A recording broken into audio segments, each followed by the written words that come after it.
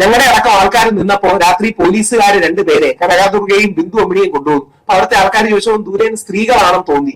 അപ്പം സാറേ സ്ത്രീകൾ എന്നു ചോദിച്ചു, അല്ലല്ല ഇവര് ട്രാൻസ്ജെൻഡേഴ്സ് ആണ്, ട്രാൻസ്ജെൻഡേഴ്സിന്റെ കാര്യത്തിൽ കോടതി ഒന്നും പറഞ്ഞിട്ടില്ലെന്ന് പറഞ്ഞാണ് രാത്രിയിൽ അകത്ത് കയറ്റിയത്. അങ്ങനെ വരെ ചെയ്ത ആൾക്കാരും അവരും സ്ത്രീകൾക്ക് ശബരിമലയിൽ യാതൊരു വിലക്കുമില്ല. ദേവസ്വം ബോർഡ് അയ്യപ്പന്റെ കാശെടുത്ത് നിലനിൽക്കുന്ന തിരുവിതാംകൂർ ദേവസ്വം ബോർഡ് അയ്യപ്പനെതിരെയാണ് കോടതിയിൽ വാദിച്ചത്. ശബരിമല ഹിന്ദു ക്ഷേത്രമാണോ എന്ന തർക്കം പോലും ഉണ്ടെന്ന് മുമ്പ് നമ്മുടെ മിനിസ്ട്രിയും ദേവസ്വം ബോർഡും കൊടുത്ത അഫിഡവിറ്റിലൊക്കെ ഉണ്ട്. ഈ സത്യം തിരിച്ചറിഞ്ഞ് ദേവസ്വം ബോർഡിന്റെ സത്യവാങ്മൂലം ശക്തമാക്കേണ്ട ആവശ്യമുണ്ട്. കേരള സർക്കാരിനോടും അഭ്യർത്ഥിക്കാനുള്ളത് കുറെ കൂടെ ശക്തമായ സത്യവാങ്മൂലം സമർപ്പിക്കണമെന്നാണ്. അത് ഹിന്ദു വോട്ടുകൾക്ക് വേണ്ടിയോ NSSനെ ഭയന്നോ പ്രക്ഷോഭങ്ങൾ ഭയന്നോ ആകരുത്. പകരം ശബരിമലയുടെ ഭാഗത്താണ് ന്യായം എന്ന തിരിച്ചറിവ് കാരണമാകണം. നമസ്കാരം, മലയാളി വാർത്ത ഫോക്കസിലേക്ക് സ്വാഗതം. ശബരിമലയിലേക്ക് സ്ത്രീകളെ കയറ്റണം എന്നുള്ള ആവശ്യം ആ നിലപാടിൽ ഉറച്ചു നിൽക്കുന്നുണ്ടോ മുഖ്യമന്ത്രി പിണറായി വിജയനും കൂട്ടനും? ആ ചോദ്യം ഒന്നുകൂടെ ആവർത്തിക്കപ്പെടുന്നു. നിലപാട് മാറ്റമുണ്ട് എങ്കിൽ അത് വലിയ രീതിയിൽ തിരഞ്ഞെടുപ്പിനെ ബാധിക്കും. ഇനി നിലപാടിൽ ഉറയ്ക്കുകയാണെങ്കിൽ വിശ്വാസി സമൂഹം ഇളകും. ഗുരുതരമായിട്ടുള്ള വിഷയമാണ് ഉണ്ടായിട്ടുള്ളത് എന്ന് പറഞ്ഞുകൊണ്ട് ഇപ്പോൾ രാഹുൽ ഈശ്വർ തന്നെ രംഗത്തേക്ക് വരുന്നു. ഈ വിഷയത്തിൽ തന്റെ നിലപാട് എന്താണ് എന്ന് വ്യക്തമാക്കുകയാണ് രാഹുൽ ഈശ്വർ. സുപ്രീം കോടതിയുടെ 9 അംഗ ബെഞ്ചിന്റെ പരിഗണനയിലേക്കാണ് ശബരിമലയും അനുബന്ധമായ 7 ചോദ്യങ്ങളും വരുന്നത്. ഇത് ഹിന്ദു സമൂഹത്തിന് മാത്രമല്ല, ഹിന്ദു, മുസ്ലിം, ക്രിസ്ത്യൻ, പാഴ്സി അടക്കം ഇന്ത്യയിലെ എല്ലാ വിശ്വാസ വിഭാഗങ്ങളെയും ബാധിക്കുന്ന ഒരു കേസായി മാറിയിട്ടുണ്ട്. സുപ്രീം കോടതിയുടെ 5 അംഗ ബെഞ്ച് അത് 7 അംഗ ബെഞ്ചിനും 7 അംഗ ബെഞ്ച് പിന്നീട് 9 അംഗ ബെഞ്ചിനും റഫർ ചെയ്യുകയും സുപ്രീം കോടതി എന്ത് തീരുമാനം എടുത്താലും എന്ത് നിലപാടെടുത്താലും കേശവാനന്ദ ഭാരതി കേസ് പോലെ ദശാബ്ദങ്ങൾ, ഒരുപക്ഷെ നൂറ്റാണ്ടുകൾ നിലനിൽക്കുന്ന വിധിയായി, പ്രീസിഡന്റായി, കീഴ്വഴക്കമായി അത് മാറും എന്നുള്ളത് കൊണ്ട് വളരെ ശ്രദ്ധയോടെ കൈകാര്യം ചെയ്യണം. അതുകൊണ്ടാണ് ഞാൻ വളരെ ആലോചിച്ചെഴുതിയതും ഞങ്ങളുടെ സുപ്രീം കോടതിയിലെ അഡ്വക്കേറ്റിനോടക്കം വെരിഫൈ ചെയ്തതുമാണ്. അതുകൊണ്ട് അതിന്റെ 2-3 വരികൾ വായിച്ചിട്ട് ഇതിലേക്ക് വരാം. സുപ്രീം കോടതിയിലെ ശബരിമല കേസ് വളരെ ശ്രദ്ധയോടെ കൈകാര്യം ചെയ്തില്ലെങ്കിൽ ദൂരവ്യാപകമായ പ്രത്യാഘാതങ്ങൾ സൃഷ്ടിക്കും. ഇതിന് ആദ്യം വേണ്ടത് ദേവസ്വം ബോർഡിന്റെ സത്യവാങ്മൂലം കുറെ കൂടെ ശക്തമാക്കണം. കഴിഞ്ഞ തവണ വളരെ വേദനയും വിഷമത്തോടും പറയട്ടെ, ആരെയും കുറ്റം പറയാനല്ല, ദേവസ്വം ബോർഡിന്റെ സത്യവാങ്മൂലം എഴുതിയിട്ട് സത്യവാങ്മൂലത്തിൽ പറയാനുള്ള കാര്യങ്ങൾ പറയാതെ വേറെ കാര്യങ്ങൾ പറയാനായി വാസു സാറിനെ നമ്മുടെ മുഖ്യമന്ത്രി ശ്രീ പിണറായി വിജയൻ അവർ സുപ്രീം കോടതിയിലേക്ക് വിട്ടിരുന്നു. അന്ന് റിപ്പോർട്ട് ചെയ്തവർക്ക് ഒരുപക്ഷെ ഓർമ്മ ഒന്ന് ആലോചിക്കണം. ദേവസ്വം ബോർഡ് അയ്യപ്പന്റെ കാശെടുത്ത് നിലനിൽക്കുന്ന തിരുവിതാംകൂർ ദേവസ്വം ബോർഡ് അയ്യപ്പനെതിരെയാണ് കോടതിയിൽ വാദിച്ചത്. ഇങ്ങനെ എവിടെയും തൊടാത്തൊരു അഫിഡവിറ്റ് കൊടുത്തു. എന്നിട്ട് വാസു സാറിനെ മുഖ്യമന്ത്രി വേറെ വിട്ട് അവിടുത്തെ അഡ്വക്കേറ്റിനെ കൊണ്ട് ജെൻഡർ ഇക്വാലിറ്റി ആണ് പ്രധാനമെന്ന് വാദിപ്പിച്ചു. ശബരിമലയിൽ വീഴുന്ന കാശെടുത്ത് ശബരിമലക്കെതിരെ വാദിച്ചതാണ് യഥാർത്ഥത്തിൽ സംഭവിച്ചത്. പോട്ടെ, പല കാര്യങ്ങളാ ഇത് പറയുന്നില്ല. ഇന്ത്യയിലെ സുപ്രീം കോടതിയുടെ 9 അംഗ ബെഞ്ച് ശബരിമല വിശ്വാസ സംബന്ധമായ കേസ് ഇന്ത്യയുടെ നീതിന്യായ ചരിത്രത്തിലെ നാഴികക്കല്ലായി മാറുമെന്ന കാര്യത്തിൽ സംശയമില്ല. ഹിന്ദു, മുസ്ലിം, ക്രിസ്ത്യൻ, പാഴ്സി അടക്കമുള്ള വിശ്വാസങ്ങൾക്കും ഈ വിധി ബാധകമാകും. കുറെ കൂടെ മൗലികമായി പറഞ്ഞാൽ ആർട്ടിക്കിൾ 25, 26 എന്ന ഫണ്ടമെന്റൽ റൈറ്റ്, ഇന്ത്യൻ ഭരണഘടന ഉറപ്പു നൽകുന്ന മൗലിക അവകാശത്തിന്റെ നിലനിൽപ്പ് ഈ വിധിയെ ആശ്രയിച്ചായിരിക്കും. അതായത് ഞങ്ങൾ വാദിക്കുന്ന എന്താ, ശബരിമലയിൽ അയ്യപ്പൻ ഒരു നൈഷ്ഠിക ബ്രഹ്മചാരിയാണ്. ഈ വിശ്വാസം കാത്തു സൂക്ഷിക്കാനുള്ള അവകാശം ഞങ്ങൾക്കുണ്ട്. അത് നൽകുന്നത് ആർട്ടിക്കിൾ 25 ഇതാണ് നമ്മൾ വാദിക്കുന്ന കാര്യം. ആ ആർട്ടിക്കിൾ 25ന്റെ നിലനിൽപ്പ് തന്നെ ആർട്ടിക്കിൾ 25 എന്ന ഫണ്ടമെന്റൽ റൈറ്റ് ടു ഫെയ്ത്ത്, അല്ലെങ്കിൽ ഈശ്വര വിശ്വാസം, മതവിശ്വാസം, ആത്മീയ വിശ്വാസം, എന്ത് പേര് വിളിച്ചാലും ആ ഫണ്ടമെന്റൽ റൈറ്റിന്റെ നിലനിൽപ്പ് തന്നെ ഈ കേസിനെ ബാധകമാക്കി, അല്ലെങ്കിൽ കേസിനെ അടിസ്ഥാനമാക്കി നിൽക്കുന്നത്. ഇതിൽ ഭരണഘടനാ ചോദ്യങ്ങൾ ഉണ്ടോ എന്ന് ചോദിച്ചാൽ തീർച്ചയായിട്ടും ഉണ്ട്. നമ്മുടെ എതിർവാദം ഞങ്ങൾ അനുകൂലിക്കുന്നില്ല, പക്ഷെ അവരെ ബഹുമാനിക്കുന്നു. ഫെമിനിസ്റ്റുകളും പുരോഗമനവാദികളും സ്വയം വിളിക്കുന്നവരും ആർട്ടിക്കിൾ 14 പരമാവധി ഇതിലേക്ക് കൊണ്ടുവരാൻ ശ്രമിക്കുക. അപ്പൊ ഒരു ആർട്ടിക്കിൾ 14ന്റെയും 25ന്റെയും ബാലൻസ് അഥവാ സന്തുലനം ഈ കേസിൽ വേണ്ടി വന്നേക്കാം, സംശയമൊന്നുമില്ല. അതേ ഘട്ടങ്ങളിൽ, പ്രത്യേകിച്ച് ആരും സപ്പോർട്ട് ചെയ്യാനില്ലാത്ത ഘട്ടത്തിൽ ഒറ്റയ്ക്ക് ഞാൻ മാത്രമായിട്ട് കേസ് കേട്ട സന്ദർഭങ്ങളുണ്ട്. അതായത് ശബരിമല കേസ് വിളിക്കുമ്പോൾ കേരള ഗവൺമെന്റ് ആൾക്കാർ കാണില്ല, തിരുവിതാംകൂർ ദേവസ്വം ബോർഡ് ആൾക്കാർ കാണില്ല. ഞാൻ മാത്രമായി സ്വന്തമായി കാശ് മുടക്കി ഡൽഹിയിൽ പോയി സുപ്രീം കോടതി ഇരുന്ന അവസരങ്ങൾ ഉണ്ടായിട്ടുണ്ട്. അപ്പൊ അന്ന് സപ്പോർട്ട് ചെയ്യാൻ ആരും ഇല്ലാത്തൊരവസ്ഥയായിരുന്നു. പക്ഷെ ഇന്ന് എല്ലാവരും സപ്പോർട്ട് ചെയ്യുന്ന ഒരു അവസ്ഥയാണ്. അത് വളരെ നല്ലതാണ്. സർക്കാരിനോടും ദേവസ്വം ബോർഡിനോടും 2 റിക്വസ്റ്റ് ആണ്. ഒന്ന്, ദേവസ്വം ബോർഡിന്റെ അഫിഡവിറ്റ് വീക്കാണ്. ദേവസ്വം ബോർഡിന്റെ അഫിഡവിറ്റ് ദുർബലമായ ഒരു അഫിഡവിറ്റ് ആണ് കൊടുത്തിരിക്കുന്നത്. ചില കാര്യങ്ങൾ പറഞ്ഞാൽ എന്താ പറയുക, പ്രകോപനവും ചലഞ്ചിങ്ങും ആവുന്നതുകൊണ്ട് ദേവസ്വം ബോർഡ് അഫിഡവിറ്റിൽ എഴുതിയിരിക്കുന്ന കാര്യമൊന്നും പറയുന്നില്ല. പക്ഷേ ദേവസ്വം ബോർഡിന്റെ അഫിഡവിറ്റ് വീക്കാണ്. ശബരിമല ഹിന്ദു ക്ഷേത്രമാണോ എന്ന തർക്കം പോലും ഉണ്ടെന്ന് മുമ്പ് നമ്മുടെ മിനിസ്ട്രിയും ദേവസ്വം ബോർഡും കൊടുത്ത അഫിഡവിറ്റിലൊക്കെ ഒക്കെ വിവാദ വിഷയങ്ങളായതുകൊണ്ട് ഞാൻ പറയുന്നില്ല. പക്ഷേ ശബരിമല എന്ന ഹിന്ദു ക്ഷേത്രത്തിന്റെ ബഹുസ്വരതയുടെ ക്ഷേത്രത്തിന്റെ വാവരും വെളുത്തയും അടക്കം മുസ്ലിം ക്രിസ്ത്യൻ ജനവിഭാഗങ്ങളെ ഉൾക്കൊള്ളുന്ന ഹിന്ദു ക്ഷേത്രത്തിന്റെ അടിസ്ഥാന സ്വഭാവം നൈഷ്ഠിക ബ്രഹ്മചര്യമാണ്, എറ്റേണൽ സെലിബേറ്റ് ആണ് എന്ന വസ്തുത വളരെ ശക്തമായിട്ടുണ്ട്. ഈ സത്യം തിരിച്ചറിഞ്ഞ് ദേവസ്വം ബോർഡിന്റെ സത്യവാങ്മൂലം ശക്തമാക്കേണ്ട ആവശ്യമുണ്ട്. കേരള സർക്കാരിനോടും അഭ്യർത്ഥിക്കാനുള്ളത് കുറെ കൂടെ ശക്തമായ സത്യവാങ്മൂലം സമർപ്പിക്കണമെന്നാണ്. അത് ഹിന്ദു വോട്ടുകൾക്ക് വേണ്ടിയോ NSSനെ ഭയന്നോ പ്രക്ഷോഭങ്ങൾ ഭയന്നോ ആകരുത്. പകരം ശബരിമലയുടെ ഭാഗത്താണ് ന്യായം എന്ന തിരിച്ചറിവ് കാരണമാകണം. ഇത് പത്രക്കാരോട് ഞാൻ അഭ്യർത്ഥിക്കാനുള്ളത്, നിങ്ങൾ ഒരു നിമിഷം ഒന്ന് ആലോചിച്ച് നോക്കൂ. ശബരിമലയിൽ എവിടെയാണ് സ്ത്രീ വിവേചനം? ഓരോ വർഷവും 10,000-കണക്കിന് സ്ത്രീകളാണ്, ലക്ഷക്കണക്കിന് സ്ത്രീകളാണ് ശബരിമലയിൽ വരുന്നത്. ശബരിമലയിൽ എന്ത് സ്ത്രീ വിവേചനമുള്ളത്? ശബരിമലയിൽ ഉള്ളതൊരു പ്രായ നിയന്ത്രണമാണ്. അതിനോട് നിങ്ങൾക്ക് യോജിക്കാം, വിയോജിക്കാം. ഇപ്പൊ നിങ്ങൾ പുരോഗമനവാദിയാണ്, നിങ്ങൾ ലെഫ്റ്റിസ്റ്റ് ആണ്, അല്ലെങ്കിൽ ഫെമിനിസ്റ്റ് ആണെങ്കിൽ നിങ്ങൾക്ക് വിയോജിക്കാം, നമുക്ക് യാതൊരു എതിർപ്പില്ലതിൽ. പക്ഷെ ശബരിമലയിൽ എവിടെയാണ് സ്ത്രീ വിവേചനം? ഈ പ്രക്ഷോഭത്തിൽ ആദ്യം അറസ്റ്റിലാകുന്നത് എന്റെ മുത്തശ്ശി ദേവകി അന്തർജനമാണ്. ശബരിമലയിൽ നിന്നാണ് അറസ്റ്റ് ചെയ്യുന്നത്. രണ്ടാമത് അറസ്റ്റിലാകുന്നത് എന്റെ അമ്മ മല്ലികാ നമ്പൂതിരിയാണ്. മൂന്നാമത് പ്രയാഗ് ഗോപാലകൃഷ്ണൻ സാറും നാലാമത് ഞാനുമാണ്. മുത്തശ്ശി ജീവിച്ചിരിക്കുന്നില്ല, പ്രയാഗ് ഗോപാലകൃഷ്ണൻ സാർ ജീവിച്ചിരിപ്പില്ല. ഞങ്ങളെല്ലാം ഞാൻ 3 തവണ ജയിലിൽ കിടന്നു, 10-20 ദിവസം ജയിലിൽ കിടന്നതാണ്. ഞങ്ങൾ ജയിലിലും പട്ടിണി കിടന്നതാണ്, നിരാഹാരം കിടന്നതാണ്. ഇതിന്റെ വിഷയം എന്ന് പറഞ്ഞാൽ അർത്ഥസത്യങ്ങൾ പറഞ്ഞ് ഒരു ക്ഷേത്രത്തെ, വിശ്വാസത്തെ കേസ് തോപ്പിക്കാൻ ചില ആൾക്കാർ ശ്രമിച്ചു എന്നുള്ളതാണ് അതിന്റെ സത്യം. ഒന്ന് ആലോചിച്ച് നോക്കുക. ശബരിമലയിൽ 10,000-കണക്കിന് ലക്ഷക്കണക്കിന് സ്ത്രീകൾ വരുമ്പോ സ്ത്രീ വിവേചനമുണ്ട് എന്ന് പറഞ്ഞാണ് കേസ് നിൽക്കുന്നത്. നേരെ തിരിച്ച് ശബരിമലയിലെ പ്രായ വിവേചനം എന്നാണ് ഈ കേസ് വിളിക്കുന്നെങ്കിൽ കേസ് തീർന്നു. അതുകൊണ്ടാണ് അവരങ്ങനെ വിളിക്കാത്തത്. ശബരിമലയിൽ ഒരു പ്രായ വിവേചനം, അതായത് പ്രായത്തിന്റെ വ്യത്യാസം 10 മുതൽ 50 വയസ്സ് വരെയുള്ള യൗവനയുക്തകളായ സ്ത്രീകൾ കയറാൻ പാടില്ല. ഇതാണ് ശബരിമലയിലെ വിശ്വാസം. ഇനി ആ വിശ്വാസത്തിന്റെ കാര്യം എന്താ? നൈഷ്ഠിക ബ്രഹ്മചാരിയാണ് അയ്യപ്പൻ എന്ന വിശ്വാസമാണ്.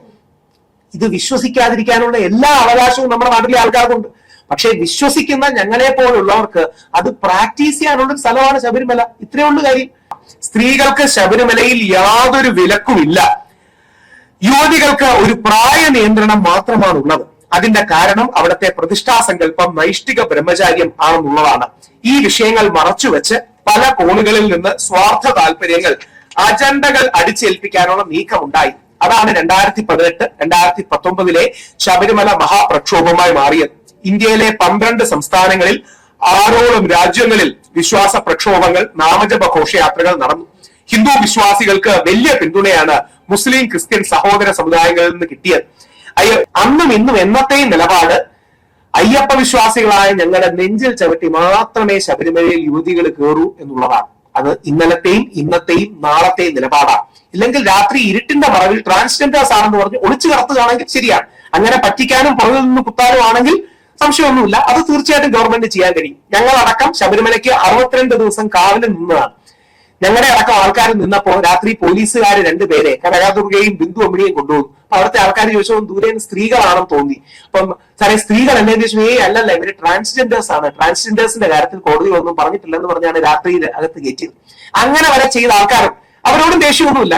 ഇപ്പോഴത്തെ DIG ആയ ഹരിശങ്കർ സാറാണ് ചെയ്തതെന്നാണ് പറയപ്പെടുന്നത്. നമ്മുടെ ശങ്കർദാസ് സാറിന്റെ മകനാണ് ചെയ്തതെന്നാണ് പറയപ്പെടുന്നത്. അദ്ദേഹത്തോടും ദേഷ്യമൊന്നുമില്ല. ശങ്കർദാസ് സാറിനെ അറസ്റ്റ് ചെയ്തതെന്നാണ് ഞാൻ ഉറപ്പുള്ള എല്ലാവരുടെയും അഭിപ്രായം. ഇത്രയും പ്രായമായ മനുഷ്യനാണ്. നമ്മൾ ആരോടും പ്രതികാരം വെച്ച് ചെയ്യുന്നതല്ല. പക്ഷെ വിശ്വാസികളെ മനഃപൂർവ്വം ദ്രോഹിക്കാനുള്ള നിലപാടുകൾ അന്ന് എടുത്തിരുന്നു എന്നുള്ളത് സത്യമാണ്. CPM അതിന് രാഷ്ട്രീയപരമായ തിരിച്ചടി കിട്ടിയോണ്ടായിരിക്കണം CPM മാറിയത്. ഇന്ന് മാറ്റമില്ലാത്തത് മാറ്റത്തിന് മാത്രമാണെന്നൊക്കെ പറയുന്നത് സ്വാഗതാർഹമാണ്. പറഞ്ഞ് അവസാനിപ്പിക്കുമ്പോ ഏത് നിലപാടിലേക്ക് വരണമെന്നും കൂടെ പറഞ്ഞ് അവസാനിപ്പിക്കാം. ശ്രീ കടകംപള്ളി സുരേന്ദ്രൻ എടുത്ത നിലപാടിലേക്ക് എത്തിയാൽ മതി. ശ്രീ കടകംപള്ളി CPMന്റെ മുതിർന്ന നേതാവാണ്. കടകംപള്ളി സുരേന്ദ്രൻ ഈ വിഷയം നടക്കുമ്പോൾ ദേവസ്വം മന്ത്രിയാണ്. ശ്രീ കടകംപള്ളി സുരേന്ദ്രൻ നല്ല സഖാവും നല്ല കമ്മ്യൂണിസ്റ്റുകാരനുമാണ്. ശ്രീ കടകംപള്ളി സുരേന്ദ്രൻ പറയുന്നത് ശബരിമലയിലെ സുപ്രീം കോടതി വിധിന്യായം തെറ്റാണ് എന്നാണ്. ഇത് കഴിഞ്ഞ അധ്യായമല്ല, അടഞ്ഞ അധ്യായമാണെന്നാണ്. ഇത് രാഹുൽ ഈശ്വർ എന്ന വിശ്വാസി പറയുന്ന കാര്യമല്ല. CPMന്റെ മുതിർന്ന നേതാവായ ശ്രീ കടകംപള്ളിയും ഇന്നലെ BJPയുടെ ശ്രീപത്മനാഭൻജിയും ഒരു ചാനലിൽ ഇരുന്ന് പറയുന്നുണ്ടായിരുന്നു. എന്ത് ചെയ്യാൻ പറ്റും? സുപ്രീം കോടതിയുടെ വിധിന്യായം തെറ്റായിരുന്നു. സുപ്രീം കോടതി ജഡ്ജിമാരെ വിമർശിക്കണമെന്നൊന്നും ആരും പറയുന്നില്ല. പക്ഷെ സുപ്രീം കോടതിയുടെ വിധിന്യായം തെറ്റാണെന്ന് പറയാനുള്ള സ്വാതന്ത്ര്യം നമ്മുടെ ഇന്ത്യൻ ഭരണഘടന നമുക്ക് നൽകുന്നുണ്ട്. അതായത് ഒരു കോടതിയുടെ വിധിന്യായം തെറ്റാണെന്ന് പറയാനും ഈ വിധിന്യായത്തിന് അപ്പീല് ചെയ്യാനുമുള്ള അവകാശം ഇന്ത്യൻ നീതിന്യായ വ്യവസ്ഥയും കോടതികളും സുപ്രീം കോടതിയും ഭരണഘടനയും നമുക്ക് നൽകുന്നുണ്ട്. ഇനിയെങ്കിലും CPM സർക്കാർ, പ്രത്യേകിച്ച് മന്ത്രി രാജീവ് അദ്ദേഹം അടക്കമുള്ളവർ, നമ്മുടെ മുഖ്യമന്ത്രി ശബരിമലയിലെ വിധിന്യായം, സുപ്രീം കോടതിയുടെ വിധി തെറ്റായിരുന്നു എന്ന് ശ്രീ കടകംപള്ളിയും ബാക്കിയുള്ള ആൾക്കാരും പറയുന്ന നിലപാടിലേക്ക് എത്തണം. അനുബന്ധമായി സത്യവാങ്മൂലം മാറ്റിക്കൊടുക്കണം. വിശ്വാസികളുടെ സെന്റിമെന്റ്സിനെ ഹേർട്ട് ചെയ്യാതിരിക്കാൻ വേണ്ടി മാത്രമല്ല നിങ്ങൾ ഞങ്ങളെ സപ്പോർട്ട് ചെയ്യേണ്ടത്. ഞങ്ങൾ പറയുന്നതാണ് ന്യായം എന്നുള്ളത് കൊണ്ടാണ്, നമ്മൾ പറയുന്നതാണ് നീതി എന്നുള്ളത് കൊണ്ടാണ്, നമ്മുടെ ഭാഗത്താണ് ശരി എന്നുള്ളത് കൊണ്ടാണ്. അതുകൊണ്ടാണ് ശബരിമലയിൽ സ്ത്രീ വിവേചനമില്ല, യുവതി പ്രവേശനം അല്ലെങ്കിൽ പ്രായ നിയന്ത്രണമാണുള്ളത്.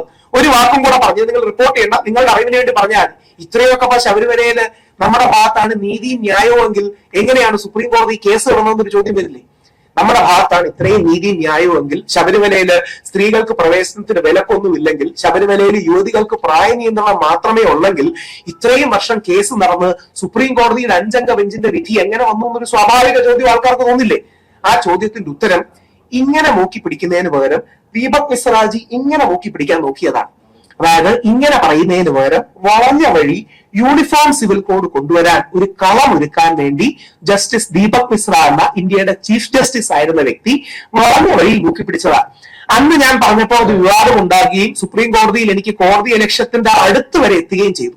പക്ഷെ നിങ്ങൾ ഓർക്കണം, ഇന്ത്യയുടെ നീതിന്യായ സംവിധാനത്തിൽ ആദ്യമായി ഇംപീച്ച്മെന്റ് നേരിട്ട ചീഫ് ജസ്റ്റിസ് ആണ് ജസ്റ്റിസ് ദീപക് മിശ്ര.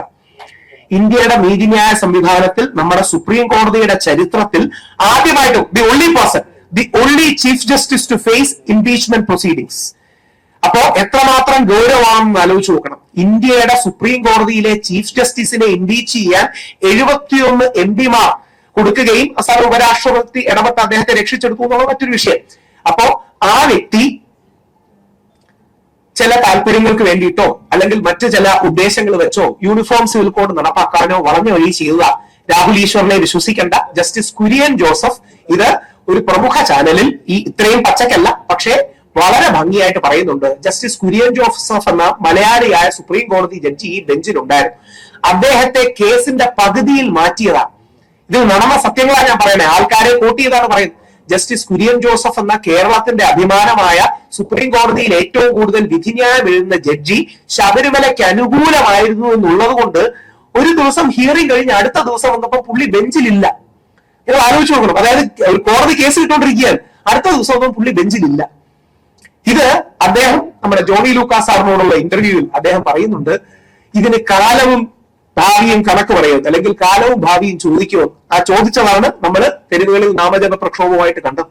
അപ്പോ ചില അജണ്ടകൾ നടപ്പാക്കാനായി, പ്രത്യേകിച്ച് യൂണിഫോം സിവിൽ കോഡ് പോലുള്ള അജണ്ടകൾ നടപ്പാക്കാനായി വളഞ്ഞ വഴിയിലൂടെ ഹിന്ദു സ്ത്രീകൾക്ക് വേണ്ടി എന്തോ വലിയ ത്യാഗം ചെയ്തു, ഇനി മുസ്ലിം സ്ത്രീകളെ രക്ഷിക്കാൻ, ക്രിസ്ത്യൻ സ്ത്രീകളെ രക്ഷിക്കാനായിട്ട് യൂണിഫോം സിവിൽ കോഡ് കൊണ്ടുവരാം എന്ന ചില ആൾക്കാരുടെ അല്ലെങ്കിൽ പ്രത്യേകിച്ച് ദീപക് മിശ്രാജി അടക്കമുള്ളവരുടെ അജണ്ടകൾ പുഷ് ചെയ്യാനാണ് നോക്കിയത്. നിങ്ങൾ കൊടുക്കണമെങ്കിൽ കൊടുത്താൽ മതി, ഇല്ലെങ്കിൽ എഴുതണ്ട. പക്ഷേ പ്രധാനമായിട്ട് കൊടുക്കേണ്ട വിഷയം ശബരിമല വിധിന്യായത്തിൽ ദേവസ്വം ബോർഡ് അഫിഡവിറ്റ് ശക്തമാക്കണം.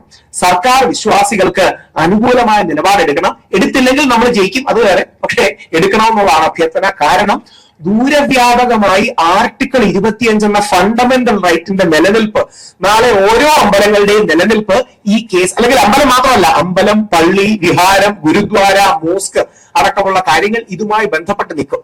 ഒരു കോൺസെപ്റ്റ് കൂടെ പറഞ്ഞ് അവസാനിപ്പിക്കാം. ദൈവത്തെ ഓർത്ത് നിങ്ങൾ അറിഞ്ഞിരിക്കേണ്ടത്, അമ്പലം ഒരു പബ്ലിക് പ്ലേസ് അല്ല, പള്ളി ഒരു പബ്ലിക് പ്ലേസ് അല്ല.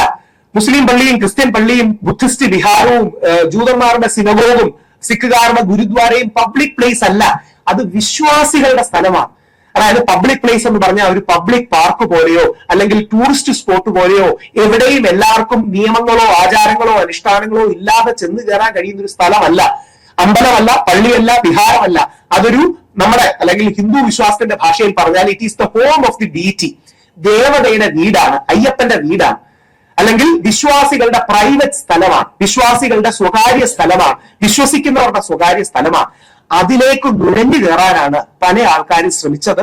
ആ സങ്കല്പങ്ങളെ ദുർബലപ്പെടുത്താനാണ് ശ്രമിച്ചത്. അപ്പം ചിലർക്കെങ്കിലും നിങ്ങളുടെ മനസ്സിലൊരു ചോദ്യം ഉണ്ടാവും, ഈ പണ്ട് ജാതീയത ഉണ്ടായിരുന്നില്ലേ, പണ്ട് ഉച്ചനീചത്വങ്ങൾ ഉണ്ടായിരുന്നില്ലേ? വളരെ ശരിയാണ്, ഉണ്ടായിരുന്നു. പക്ഷെ ശബരിമലയിൽ ഇല്ലായിരുന്നു എന്ന് 1991 കേസിൽ ഹൈക്കോടതി രേഖപ്പെടുത്തിയിട്ടുണ്ട്.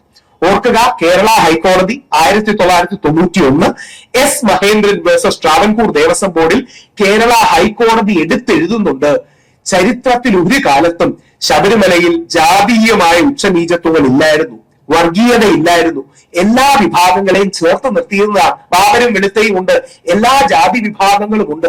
ഇത് ഹൈക്കോടതിയുടെ ഫൈൻഡിംഗ് ആയി ഹൈക്കോടതി വിധിനകത്ത് എഴുതി വെച്ചിരിക്കുന്നതാണ്. അപ്പോ ശബരിമലയെ ബാക്കിയുള്ള വിഷയങ്ങളുമായി ബന്ധപ്പെടുത്തി ഈ കേസിനെ ദുർബലപ്പെടുത്താൻ പലരും ശ്രമിക്കുന്നുണ്ട്.